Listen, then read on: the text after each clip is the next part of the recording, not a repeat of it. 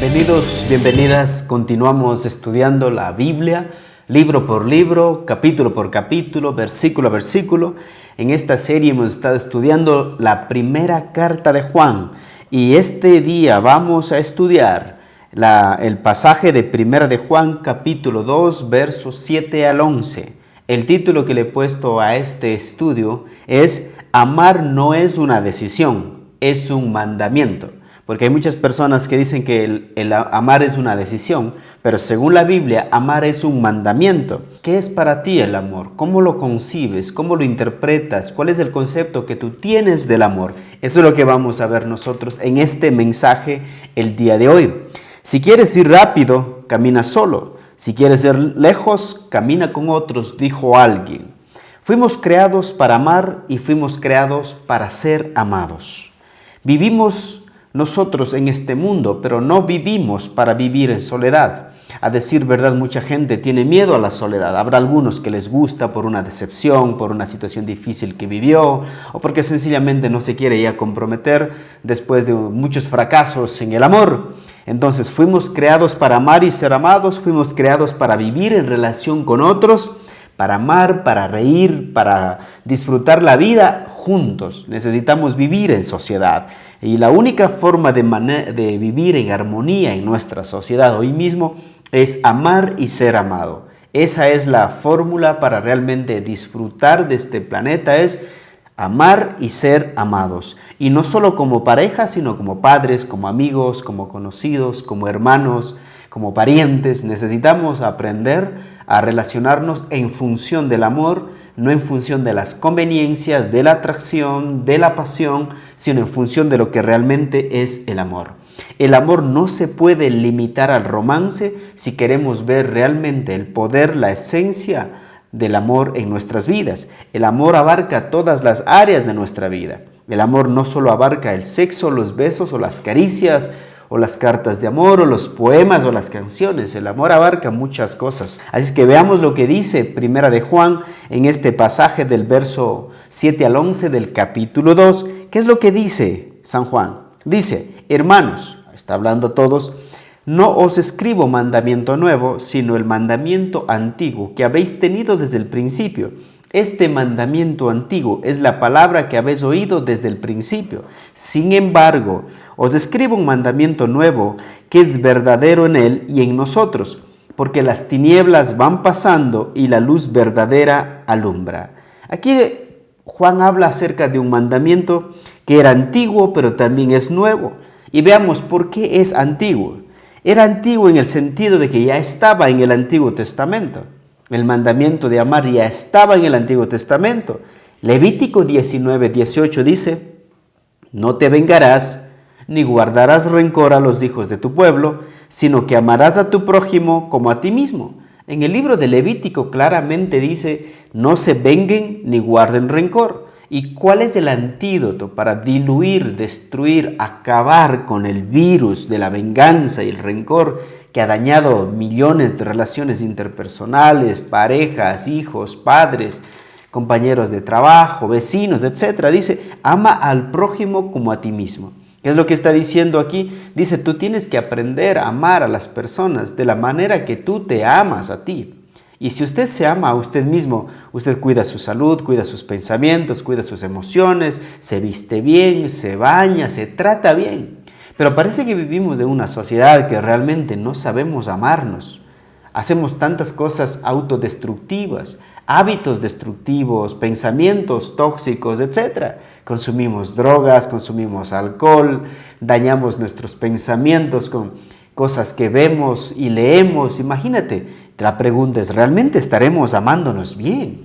Porque para amar al prójimo tenemos que amarnos bien. Entonces el reflejo de nuestras relaciones interpersonales muchas veces es de la forma en que nos amamos a nosotros mismos. Entonces este mandamiento era antiguo en el sentido de que esta no era la primera vez que la audiencia de Juan lo había escuchado y habían escuchado acerca de este mandamiento. Pero Juan está recalcando, desde el mismo primer día de su incorporación a la vida cristiana les habían enseñado la ley del amor, era la ley de la vida. La ley del amor había de ser la ley que iba a regir la vida de cada uno de los cristianos. Este mandamiento había recorrido un largo camino en la historia y también en las vidas de los destinatarios de esta carta y los que habían leído la Biblia. La esencia de la vida es el amor, porque la Biblia mismo dice Dios es amor. Entonces nosotros vemos que el mandamiento era antiguo porque estaba ya en el Antiguo Testamento. Después era nuevo. ¿En qué sentido este amor es nuevo? Este mandamiento es nuevo, perdón. El nuevo nivel de amor. Era nuevo porque se había elevado a un nivel completamente nuevo en la vida de Jesús. Se vio de una manera más clara, llamémosle así, de una manera más impactante, que nos llamaba más la atención en la vida de Jesús, el amor. Jesús había amado a los seres humanos como nunca los hombres habían conocido y ahora debían amarse los unos a los otros de la misma manera. Quizás en la persona de Jesús se reflejó el amor de una manera que el ser humano jamás había visto, jamás había experimentado y jamás lo había imaginado. Bien podría decirse que la humanidad no sabía realmente lo que era el amor hasta que vio a Jesús, hasta que caminó con Jesús, hasta que se sentó con Jesús, hasta que contempló a Jesús. Los seres humanos no habían experimentado realmente lo que es el amor. Es un nuevo nivel de amor. Llegó a ser nuevo por la amplitud que alcanzó. En Jesús el amor alcanza hacia el pecador. Para el rabino judío ortodoxo, el pecador era una persona a la que Dios quería destruir. Ellos decían, a los pecadores Dios quiere destruir. Decían ellos esto: hay gozo en el cielo, decían, cuando un pecador desaparece de la tierra. Hay gozo en el cielo cuando un pecador se arrepiente, dijo Jesús. Por eso llegó a ser nuevo en una amplitud que llegó más allá de la imaginación, del pensamiento, de la filosofía, de la costumbre, de las creencias de los judíos de tiempo. El amor comenzó a abarcar de la manera que debía ser abarcado. Pero Jesús, como ustedes saben, fue amigo de prostitutas, de marginados, tocaba leprosos, caminaba con recaudadores de impuestos, con pescadores, con el común de la gente, dando a entender que el amor no estaba reducido a las sinagogas o a un cierto tipo de sistema religioso creado por el hombre. Número 3, en Jesús el amor alcanza a los gentiles. ¿Qué quiere decir esto? Según algún rabino, los veía a los gentiles que fueron creados para servir de leña en los fuegos del infierno. Los llamaban, decían, ellos son leña para el fuego del infierno. Pero para Jesús, los gentiles eran alguien que eran amados por Dios. Y ahí está el famoso texto de Juan 3:16 que dice: porque de tal manera amó Dios al mundo, que ha dado a su unigénito Hijo para que todo aquel que en Él cree no se pierda, mas tenga vida eterna. En Jesús el amor alcanza a los gentiles, a usted, a mí. Entonces, por eso Juan dice es un mandamiento antiguo pero nuevo, con un alcance que el ser humano no lo había utilizado, no lo había experimentado. Los judíos pensaban que el amor era solo para ellos, que solo ellos eran dignos de experimentar el amor, el favor, la bendición de Dios. Pero ¿qué es lo que dice aquí Juan? No, el amor es mucho más que usted y yo hemos experimentado como judíos. El amor llegó a ser algo nuevo en Jesús porque Él extendió sus fronteras hasta que no quedó nadie fuera de su abrazo. Dios abraza a todo el mundo. ¿No les parece maravilloso? Que a veces nosotros también amamos solo a los que son fáciles de amar, amamos solo a las personas que se portan bien con nosotros. Y Jesús dijo, ¿de qué sirve amar a los que te aman? El amor realmente deja ver su poder y su magnitud de alcance cuando amamos a aquellos que no merecen ser amados. Dice, ámame cuando menos lo necesite, ámame más cuando no merezco ser amado, porque será cuando más necesite ser amado, dijo alguien. Entonces, el mandamiento del amor era antiguo en el sentido de que se conocía desde hace mucho tiempo, pero era nuevo en Jesucristo, porque el amor alcanzó un nivel que no había alcanzado nunca. Niveles extraordinarios de que un Jesús sentado conversando con la mujer samaritana cerca del pozo, tocando al leproso, resucitando a los muertos, dejándose tocar por la mujer que estaba enferma con flujo de sangre desde había varios años. Entonces ese es el Jesús que se sentaba con los pecadores. Ese amor había alcanzado de una manera extraordinaria. Por eso Jesús comenzó su ministerio con la revolución. Es la revolución del amor. Y por eso Juan capítulo 13, verso 34, Jesús dice que esta revolución debe continuar. Dice, un mandamiento nuevo os doy. Y dice, que améis unos a otros, como yo os he amado. ¡Qué increíble! Dice, la manera de amar es como yo he amado. Por eso es un mandamiento, no una decisión. Amen de la manera que yo he amado. Y usted dice, ¿cómo amó Jesús? Amó a tu primo, a tu tío, a tu suegra. Dios ama a todo el mundo. Dios amó a las personas que no merecían ser amadas. Que el mundo decía, no, pero a ese, pero a ella, pero ¿estás seguro? Sí, a todos ellos. Y por eso dice, un mandamiento nuevo os doy, que améis unos a otros como yo os he amado, que también os améis unos a otros. En esto conocerán que sois mis discípulos, si tuvieren amor los unos por los otros. ¿Qué es lo que dice? Cuando ustedes se amen unos a otros, entonces el mundo va a saber que ustedes son mis discípulos. Entonces, ¿cuál es el distintivo del cristianismo según este pasaje? El distintivo del cristianismo no es tu denominación, no es tu doctrina, no es tu creencia, no es tu tradición. Dice la doctrina del cristiano, la esencia del cristianismo, la evidencia del cristianismo es que nos amamos unos a otros. ¿Está usted amando a su prójimo? ¿Y quién es su prójimo? Se pregunta usted. Mire alrededor a todas aquellas personas. Hoy mismo nosotros necesitamos hacer actos de amor increíbles. Tenemos que utilizar una mascarilla para salir a la calle, porque no queremos contagiar ni ser contagiados con este virus que está afectando a toda la humanidad. Es un acto de amor lavarse las manos, es un acto de amor quedarse en casa mientras esta pandemia es controlada por las autoridades, los científicos y lógicamente por la gracia y la misericordia de Dios, porque Dios nos llama también en el libro de Proverbios, dice, el avisado ve el mal y se aparta del mal, habla de la prudencia. Entonces, amar es utilizar todos los recursos que necesitamos para cuidarnos a nosotros mismos, pero también para cuidar a los demás. Mira lo que dice 1 de Juan 2:9. Dice, el que dice que está en luz y aborrece a su hermano está todavía en tinieblas. Y refuerza el verso 11 del mismo pasaje, dice, pero el que aborrece a su hermano está en tinieblas y anda en tinieblas y no sabe a dónde va, porque las tinieblas le han cegado los ojos.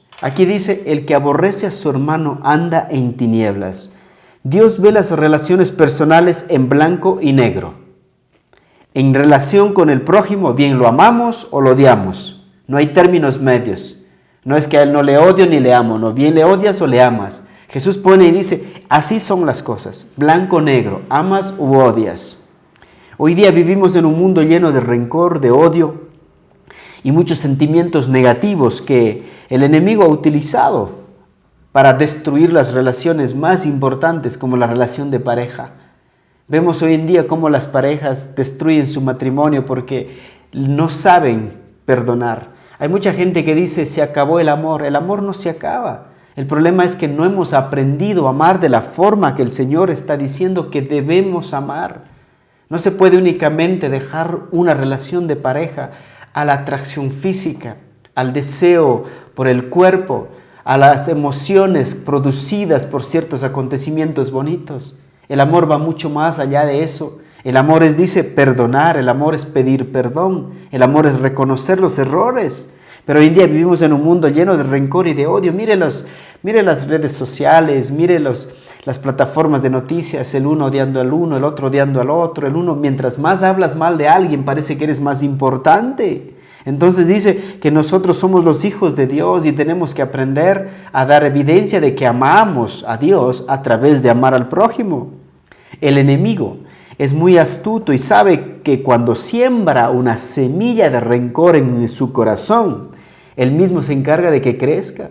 Solo comienza nada más pensando algo pequeño, pero algo malo de alguien. Y si vas alimentando ese pensamiento con ideas, con acontecimientos, con chismes, probablemente terminarás matando a tu hermano. Entonces, definamos qué es el rencor. ¿Qué es el rencor? Dice un resentimiento arraigado y tenaz. Es un resentimiento que está ahí arraigado y tenaz, que no lo has vomitado, que no lo has escupido. No has hecho una catarsis frente a Dios. Es un profundo resentimiento que se incuba como una enfermedad. Es como un virus en tu interior que te va deteriorando internamente. La persona rencorosa se aferra a ese sentimiento de manera obstinada y obsesiva, lo cual le provoca debilidad en su salud mental, física y emocional. Imagínate cómo el rencor puede dañar tu cuerpo físico. Una persona amargada, resentida, que está nada más pensando en vengarse de alguien, tarde o temprano va a tener un infarto en su corazón, va a tener probablemente un infarto cerebral, yo no sé, va a tener problemas en su corazón, gastritis en su estómago. La persona que siente rencor suele rumiar sus rencores, aumentándolos generalmente con fantasías creadas por sus pensamientos. A estos pensamientos lo llamamos pensamientos catastróficos, pensamientos adivinos, pensamientos tóxicos, que pueden ver en mi otro canal también el impacto, el daño que te puede hacer un pensamiento catastrófico. Vives pensando cómo vengarte, ojalá le vaya mal, piensas en lo peor del mundo, ves el lado negativo del éxito, ves el lado negativo del amor. Cuando tú ves a alguien amar, se dice, no, ese es por interés nada más. No, ese solo está porque ella es guapa o porque él tiene dinero o porque tiene una carrera. Por eso está con él. Es muy peligroso. Hay muchas situaciones las cuales provocan que el odio nazca en nuestros corazones. Hay situaciones difíciles que realmente a uno le hacen pensar si debo perdonar, si debo amar, si debo reconciliarme. Un familiar que nos abandona, un padre que no paga sus deudas, un hermano que nos estafa, yo no sé. Algún fracaso sentimental, te dijeron que te iban a amar toda la vida y de repente te cambian por otra más joven. Te dejan endeudado, te dejan solo al cuidado de tus 3, 4, 5 hijos y él andando con la amante. Lógicamente eso es doloroso. Pero el perdón no se trata de que la otra persona nada más sea libre de la ofensa, sino que tú seas libre de esa ofensa que te han causado, de ese dolor que te han causado. Al perdonar tú quedas libre, tu corazón queda libre para amar, tu corazón queda libre para continuar, tu corazón queda libre para seguir siendo la persona que Dios quiere que seas, una persona afectuosa, amorosa. Escuche bien, cuando una de estas situaciones como mentiras, venganzas, abandonos, maltratos, rechazos, cuando una de esas situaciones hacen nacer o crecer en nosotros una raíz de rencor u odio, es ahí donde tenemos que analizar y percibir que el rencor es un sentimiento que comenzará a destruir nuestra vida espiritual. Y no solo nos aleja de las personas, sino también comienza a alejarnos de Dios. Y de repente terminamos aislándonos y poco a poco se ven las consecuencias en tu rostro, en tu salud, en tus relaciones. Comienza a estar más tiempo depresivo, más tiempo triste, más tiempo amargado. Ves la vida a través del rencor y no a través del amor. ¿Y cuáles son las consecuencias del rencor? Dice, el rencor destruye más vidas que cualquier otra cosa. De él dependen todas las formas de enfermedad espiritual. Todas las formas de enfermedad espiritual provienen del rencor. Además, muchas enfermedades mentales y físicas tienen raíces en el rencor. Donde hay rencor profundo también solo hay infelicidad. El odio vuelve a las personas ciegas y esto también es perfectamente obvio. Cuando uno tiene odio en el corazón, se le oscurece la capacidad de juicio, no puede ver claramente una situación. Cuando se bloquea la capacidad de juicio, está hablando de que pierdes el sentido común. No funciona como debe funcionar y por eso una persona rencorosa va y mata a alguien, se suicida, toma pastillas, toma veneno, escribe textos horribles en su perfil de Facebook, envía mensajes horribles a las personas, entonces pierdes el sentido común. Por eso dice el libro de Hebreos, capítulo 12, verso 15, mirad bien, no sea que alguno deje de alcanzar la gracia de Dios, que brotando alguna raíz de amargura os estorbe y por ella muchos sean contaminados. Que es lo que dice aquí también, que el rencor puede ser una cosa, es como este virus que contamina y mata a otras personas. Y mata emocionalmente, espiritualmente, mata a las relaciones, el rencor. No es nada raro ver una persona oponerse a un buen proyecto, no porque el proyecto esté mal, sino porque hay rencor contra alguien o contra la persona que está presentando el proyecto. Escuche bien lo que dice Gálatas capítulo 5, verso 13. Porque vosotros, hermanos, a libertad fuisteis llamados, solamente que no uséis la libertad como ocasión para la carne, sino servíos por amor los unos a los otros, porque toda la ley en esta sola palabra se cumple. En esto se cumple toda la ley, mis queridos. ama a tu prójimo como a ti mismo. Ama a tu prójimo como a ti mismo. Pero si os mordéis y os coméis unos a otros, mirad que también no os consumáis los unos a los otros. Escuche bien. Pablo dice, ámense unos a otros, en eso se cumple la ley. Pero si nosotros dejamos a un lado el amor, lo que vamos a hacer es mordernos y comernos unos a otros. Él usa el término aquí como decir dos perros que están peleando en la calle pero se están matando. Y lamentablemente hoy mismo hay muchas personas que viven de esa manera. Verso 10 de Primera de Juan, capítulo 2 dice, el que ama a su hermano permanece en la luz y en él no hay tropiezo. El que ama a su hermano vive de una manera transparente. La manera como se ve a sí mismo es la manera como usted trata a la gente. La manera como usted se ama, amará a la gente. La manera como usted se ve, verá a las personas. Y quiero leer el pasaje de Lucas capítulo 10, verso 25 en adelante. Y usted dice, es que ¿cómo debo amar al prójimo? Dice, y aquí un intérprete de la ley se levantó y dijo, para probarle, maestro, ¿haciendo qué cosa heredaré la vida eterna? Él le dijo, ¿qué cosa está escrito en la ley? ¿Cómo lees? Aquel respondió, dijo, amarás al Señor tu Dios con todo tu corazón, con toda tu alma, con todas tus fuerzas y con toda tu mente y a tu prójimo como a ti mismo. Y le dijo Jesús, bien has respondido, haz esto y vivirás. O sea, ama a Dios y ama al prójimo y serás feliz. Pero él, queriendo justificarse a sí mismo, dijo a Jesús, ¿quién es mi prójimo? Respondiendo Jesús dijo, un hombre descendía de Jerusalén a Jericó y cayó en manos de ladrones, los cuales le despojaron e hiriéndole se fueron dejándole medio muerto. ¿Qué es lo que está diciendo? Verso 31. Aconteció que descendió un sacerdote por aquel camino y viéndole pasó de largo. Asimismo un levita llegando cerca de aquel lugar y viéndole pasó de largo. Pero un samaritano que iba de camino vino cerca de él y viéndole fue movido a misericordia. Y acercándose vendó sus heridas, echándolo aceite y vino, y poniéndole en su cabalgadura lo llevó al mesón y cuidó de él. Otro día al partir sacó 2 denarios y los dio al mesonero y le dijo, cuídenmele y todo lo que gastes de más yo te lo pagaré cuando regreses. ¿Quién pues de estos 3 te parece que fue el prójimo del que cayó en manos de los ladrones? Y él dijo, el que usó de misericordia con él. Entonces Jesús le dijo, ve y haz tú lo mismo. ¿No le parece maravilloso que el amor aquí es un mandamiento? Porque dice, ve y haz tú mismo. Ve, haz igual como hizo este hombre. El amor no se trata de escribir poemas, cartas, enviar tarjetas. Se trata de hacer algo que cambie la situación de las personas. La historia del buen samaritano ilustra cómo tratamos a los demás en base a cómo nos vemos a nosotros mismos. Note las diferentes maneras en que el hombre atacado fue tratado en esta historia.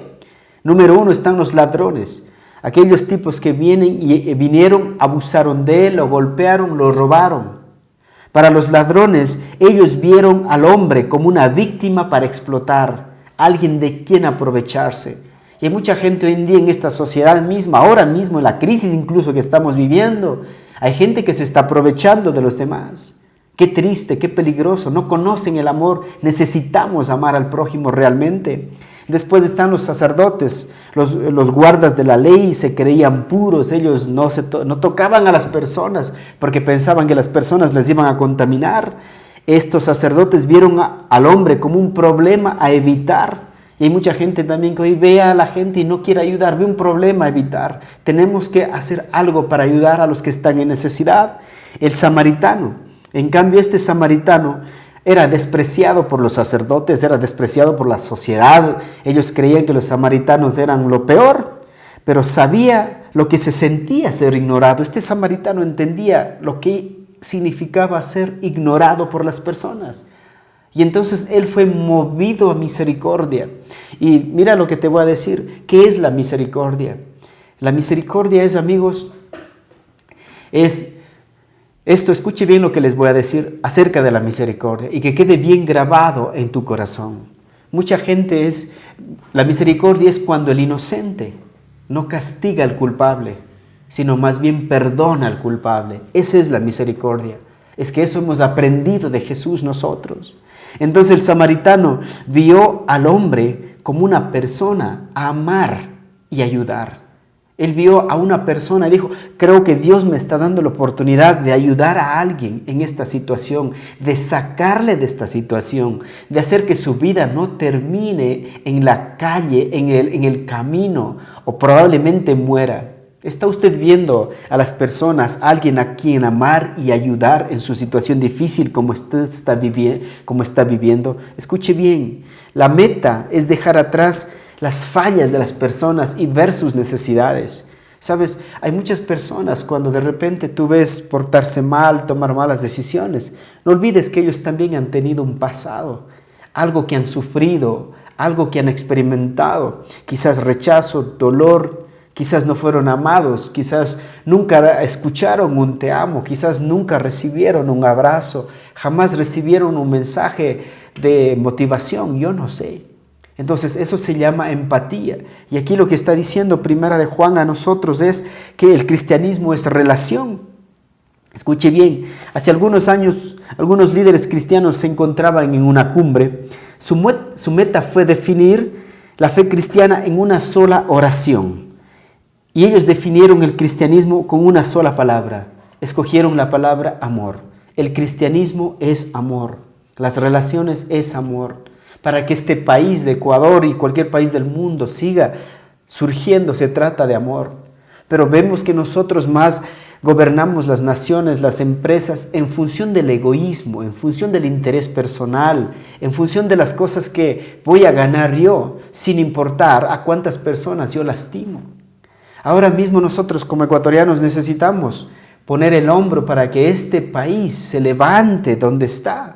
Este 2020 para nuestro país será conocido como el año negro, el año del sufrimiento, pero también puede ser conocido por el año del amor, donde cada uno de nosotros aportamos para que este país siga creciendo, siga fortaleciéndose.